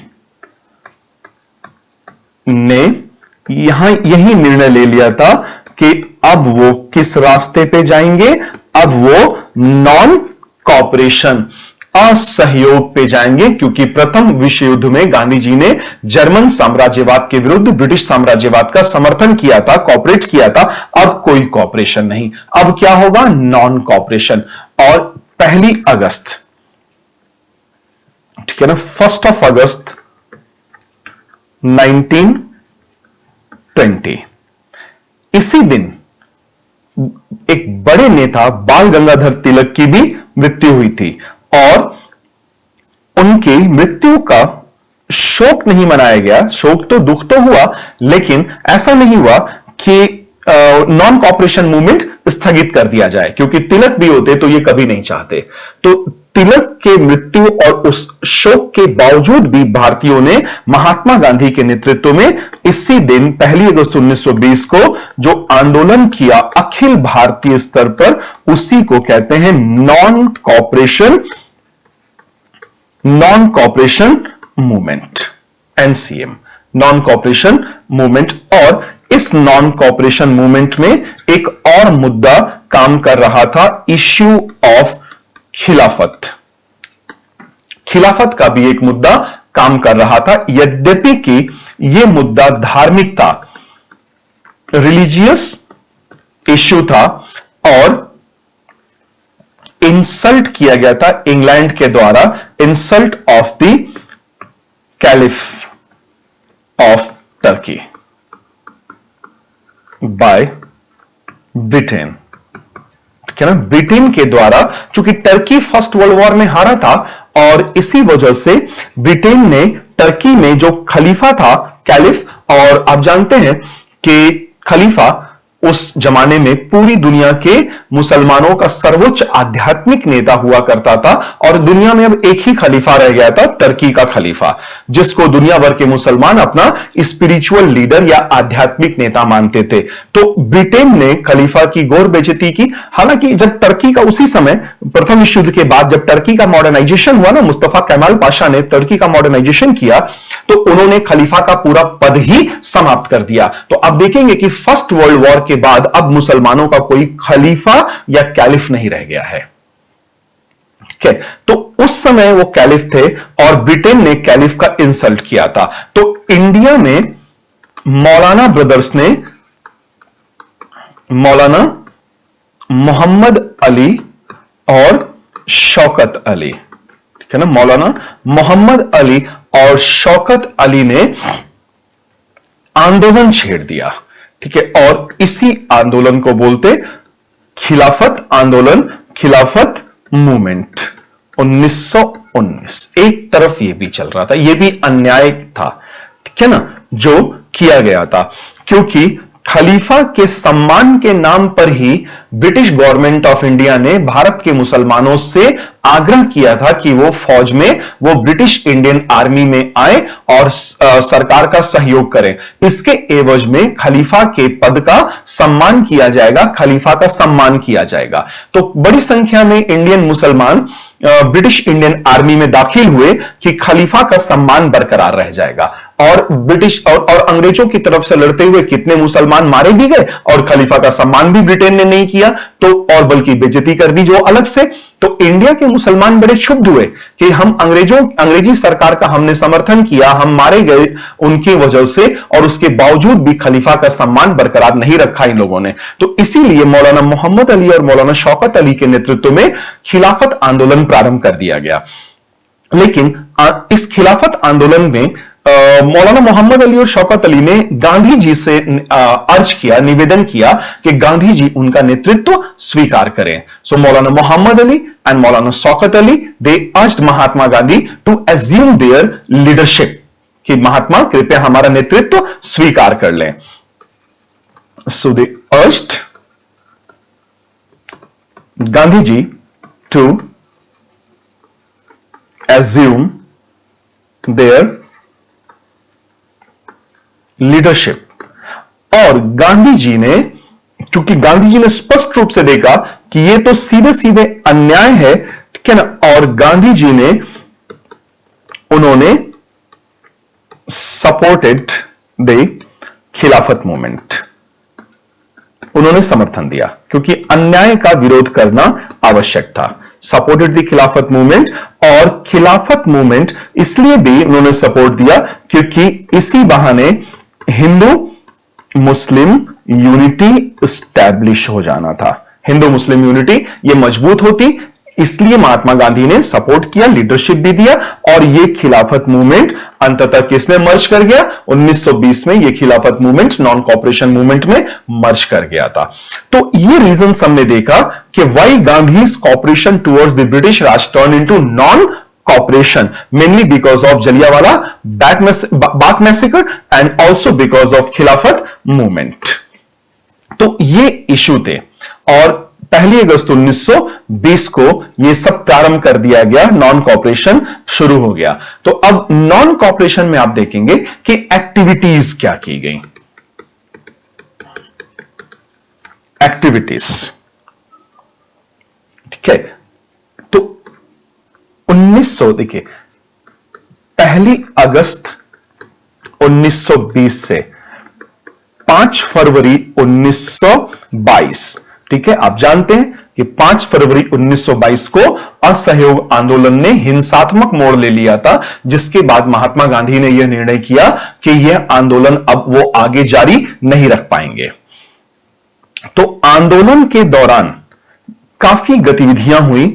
कुछ गतिविधियां डायरेक्ट रिजल्ट थी नॉन कॉपरेशन मूवमेंट के, असहयोग आंदोलन की प्रत्यक्ष गतिविधियां थी, और कुछ अप्रत्यक्ष indirect activities. So direct, there were some direct activities and also indirect activities. जैसे खिलाफत आंदोलन जब असहयोग आंदोलन में समाया तो वो अप्रत्यक्ष था, वो खिलाफत आंदोलन पहले से चल रहा था, वो असहयोग आंदोलन का भाग नहीं था, लेकिन बाद में असहयोग आंदोलन में ही मर्ज कर गया, तो वो इनडायरेक्ट एक्टिविटीज में आता है। 1918 में अवध में, उत्तर प्रदेश के अवध में, उस जमाने में यूनाइटेड प्रोविंस बोलते थे, यूनाइटेड प्रोविंस के अवध में एका किसान आंदोलन चल रहा था, और जब असहयोग आंदोलन प्रारंभ हुआ तो एका किसान आंदोलन असहयोग आंदोलन में मर्ज कर गया, समा गया। पंजाब में अकाली आंदोलन चल रहा था, और अकाली आंदोलन भी असहयोग आंदोलन में मर्ज कर गया था। तो ये इनडायरेक्ट एक्टिविटीज हैं। डायरेक्ट एक्टिविटीज में जो कार्यक्रम लिया गया वो था बायकॉट। बहिष्कार जो स्वदेशी आंदोलन के समय देखने को मिला था और इस बार इसको अखिल भारतीय स्तर पर बड़े पैमाने पर लागू किया गया था। तो बायकॉट ऑफ लॉ कोर्ट्स, अंग्रेजों के न्यायालयों का बहिष्कार, उनके एजुकेशनल इंस्टीट्यूशंस है ना, शैक्षणिक, अंग्रेजों की शैक्षणिक संस्थाओं का बहिष्कार, boycott of law courts, then followed by boycott of the British educational institutions. तो जब अंग्रेजों के न्यायालयों का बहिष्कार करें तो अब मुकदमे कहां लेके जाएंगे, तो मुकदमे अपनी पंचायत में लेके जाइए, पंचायत में ही उसका निर्णय होगा, अंग्रेजों की अदालतों में जाने की आवश्यकता ही नहीं है, ऐसा इस आंदोलन के दौरान कहा गया। और boycott of British educational institution, तो अल्टरनेटिव अरेंजमेंट बनाना पड़ेगा भाई, जब आप अंग्रेजों की शैक्षणिक संस्थाओं का बहिष्कार कर देंगे तो आपको अपने स्कूल्स और कॉलेजेस खोलने पड़े। तो अल्टरनेटिव अरेंजमेंट में बनारस में काशी विद्यापीठ की स्थापना की गई, जिसे आज महात्मा गांधी काशी विद्यापीठ के नाम से जानते हैं। दूसरी यूनिवर्सिटी गुजरात विद्यापीठ, और तीसरा अलीगढ़ में जामिया मिल्लिया इस्लामिया, ठीक है, इस्लामिया, जामिया मिल्लिया इस्लामिया। पहले ये अलीगढ़ में बना था, स्थापित हुआ था, और फिर बाद में अलीगढ़ से दिल्ली स्थानांतरित कर दिया गया था। तो ये जामिया मिल्लिया इस्लामिया हो, गुजरात विद्यापीठ हो, काशी विद्यापीठ हो, ये सब उसी जमाने में असहयोग आंदोलन के समय में स्थापित किए गए एजुकेशनल इंस्टीट्यूशन, शैक्षणिक संस्थान थे, जिनकी स्थापना भारतीयों ने की थी, क्योंकि भारतीयों ने ब्रिटिश गवर्नमेंट ऑफ इंडिया के जो स्कूल्स, कॉलेज, यूनिवर्सिटीज थे, इनका बहिष्कार कर दिया था।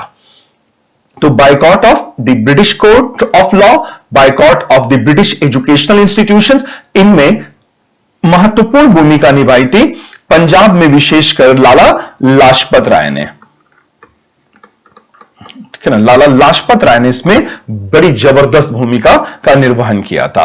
और बायकॉट में जो बहिष्कार कार्यक्रमों में जो सबसे ज्यादा बहिष्कार हुआ, द मोस्ट सक्सेसफुल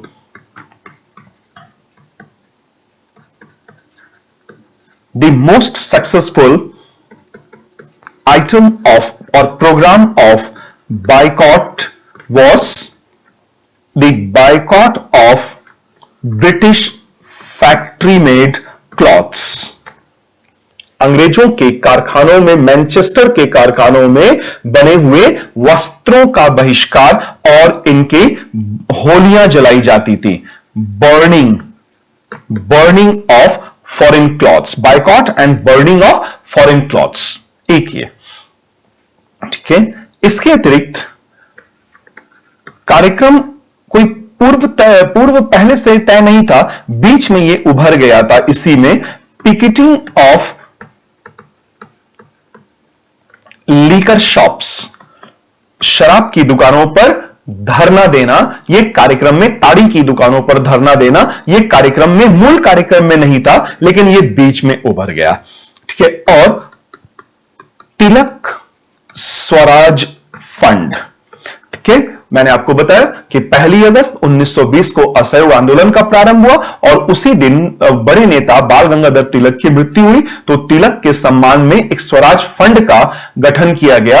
और आप जानते हैं कि होम रूल लीग आंदोलन के समय में ही बाल गंगाधर तिलक ने स्वराज को लोकप्रिय बनाया था और नारा दिया था, स्वराज मेरा जन्मसिद्ध अधिकार है, मैं इसे लेकर रहूंगा, swaraj is my birth right and I shall have it. So to bestow respect upon Bal Gangadhar Tilak, a Swaraj Fund was created named after Tilak, Tilak Swaraj Fund, and within few days Tilak Swaraj Fund was oversubscribed।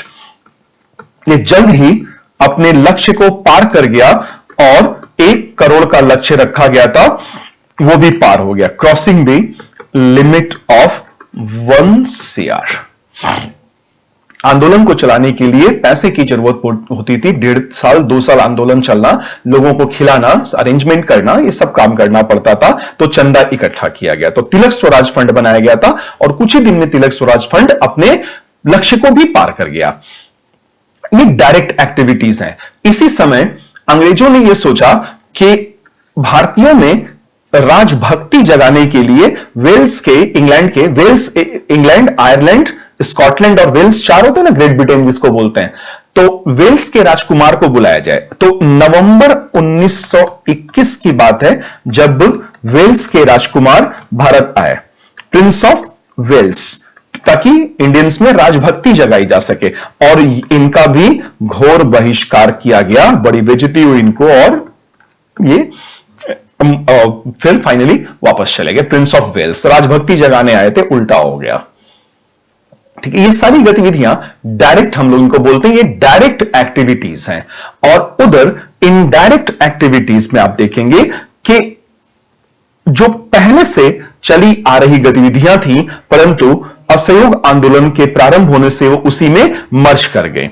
जैसे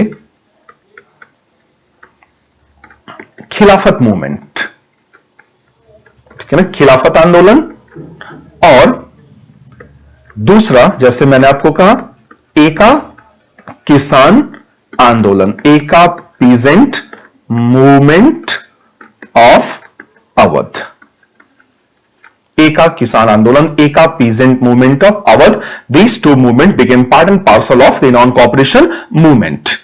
और पंजाब का अकाली आंदोलन, पंजाब का अकाली आंदोलन, ये तीन आंदोलन जो 1918 या उसके आसपास से चल रहे थे, ये असहयोग आंदोलन में समा जाते हैं।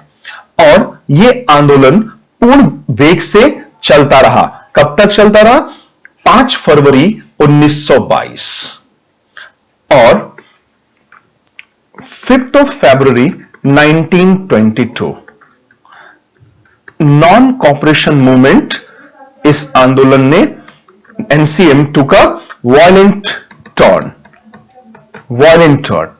ये हिंसात्मक हो गया, ठीक है ना। और हिंसात्मक होने पर हुआ क्या exactly? A band of satyagrahis, a band of satyagrahis provoked by some policemen set a police station on fire and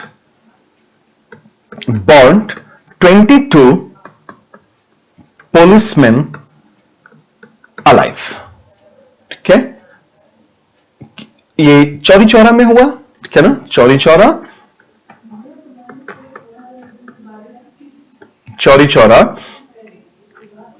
Gorakhpur,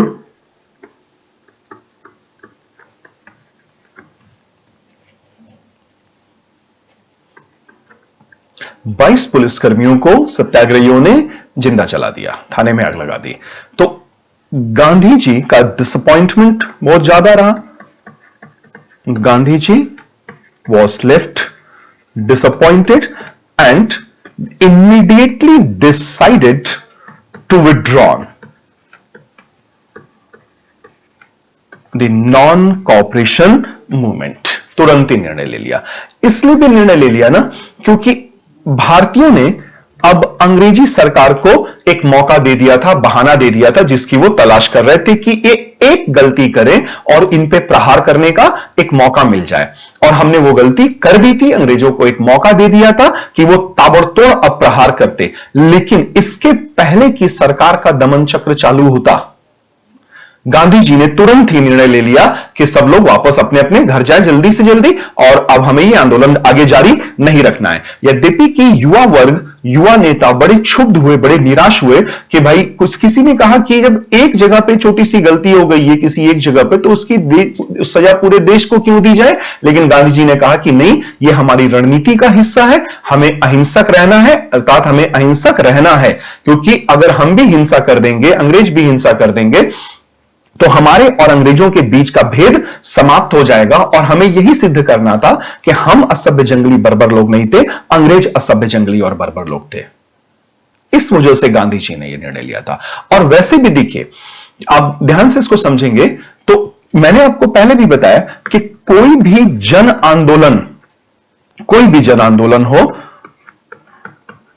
वो लंबे समय तक नहीं चल सकता है।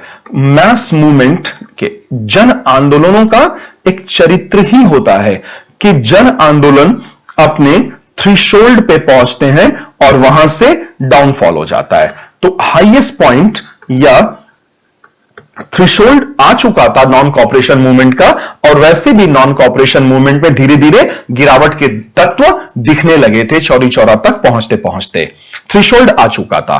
ठीक है, 1921-1922 के बीच में थ्रेशोल्ड आ चुका था। और इसलिए भी देखिए कि गिरावट के तत्व आते ही हैं, इसलिए आते हैं क्योंकि जनता के सैक्रिफाइंग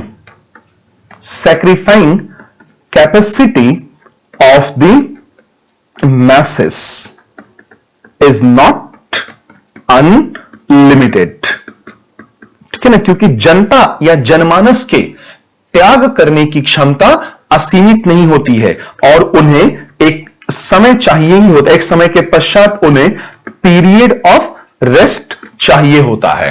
इसीलिए राष्ट्रवादी रणनीति आपको याद होगा क्या थी? Struggle, truce, struggle। So it was the part of our nationalist strategy to follow struggle followed by a period of rest and again a period of struggle, truce and struggle।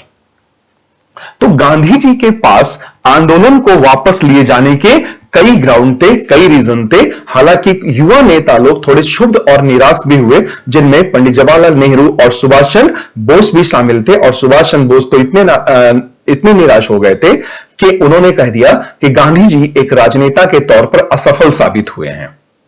ठीक है, हालांकि वो आवेग में ऐसा बोल गए थे, ठीक है ना, उनका मंतव्य नहीं था ऐसा, लेकिन युवा वर्ग निराश हुआ था।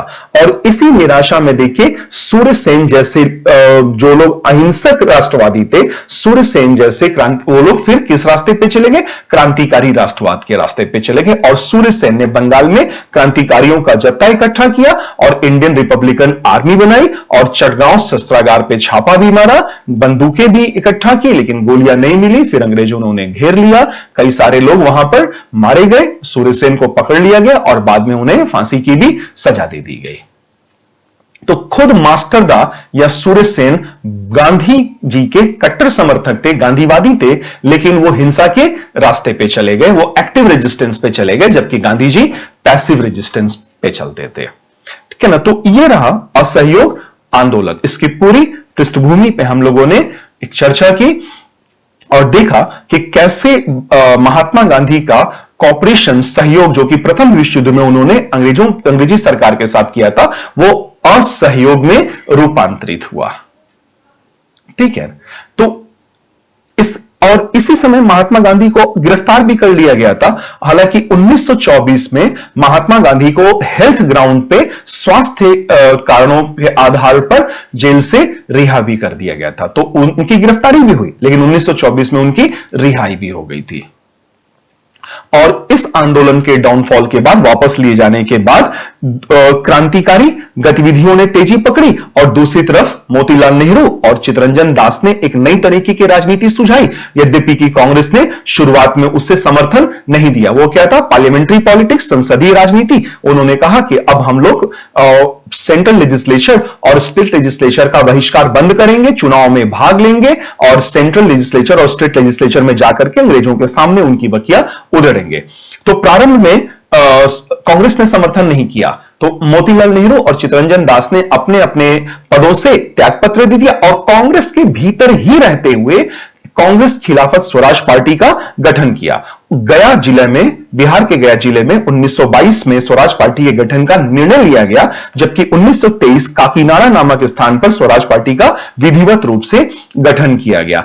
और जब 1925 के चुनाव में स्वराज पार्टी के लोग भाग लेने जा रहे थे, तो कांग्रेस को यह लगा कि कहीं ये लोग हार ना जाए, तो फिर 1925 के चुनाव में कांग्रेस पार्टी ने स्वराज पार्टी को अपना समर्थन दे दिया था और उन लोगों ने इलेक्शंस में पार्टिसिपेट किया। उनके ढेर सारे मेंबर्स चुने भी गए। वो लोग पार्लियामेंट, सेंट्रल लेजिस्लेचर और स्टेट लेजिस्लेचर में पहुंचे और वहां अंग्रेजों को एक्सपोज किया, उनकी बकिया भी उधेड़ी। ठीक है, आज के लिए इतना काफी है। ठीक है, नेक्स्ट लेक्चर में, नेक्स्ट डिस्कशन में हम लोग डिस्कस कर रहे होंगे civil disobedience movement and quit India movement. तब तक के लिए धन्यवाद। Thank you so much. आप लोग अपना ख्याल रखिएगा।